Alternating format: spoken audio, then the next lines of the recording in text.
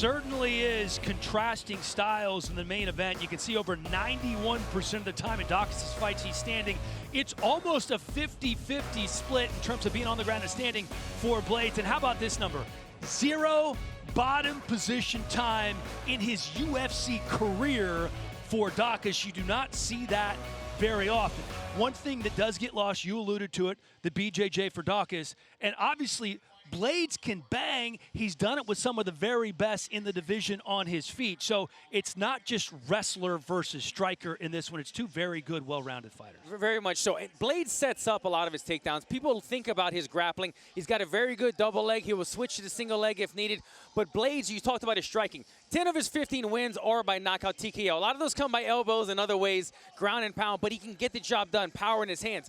He hits you with the hands. He makes you respect that. And you see Blaydes start to use the feints, the up and down movement. Has people thinking, is he going to shoot? Is he going to throw the overhand right? And that's what sets up one of those. Chris Daukaus is going to have to be very mindful of the shot or the overhand right on Saturday night. Yeah, but I think Daukaus is a little too savvy. Daukaus is that new breed of heavyweight. Well, Curtis Blaydes is young in his own right. He's only 31, 32 years old.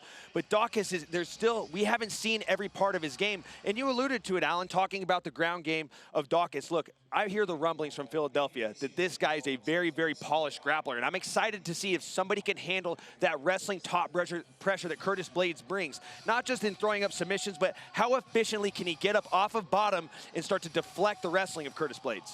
And Blaydes says his whole plan in this fight, just to see what happens. He wants to be organic. If he sees some open hips, he shoots. If he wants to stay on his feet for an entire round, because that's what it calls for, that's what he's going to do. So there isn't a game plan to go in here and get to the ground as quickly as possible. Thank you for watching ESPN on YouTube. For live streaming sports and premium content, subscribe to ESPN+.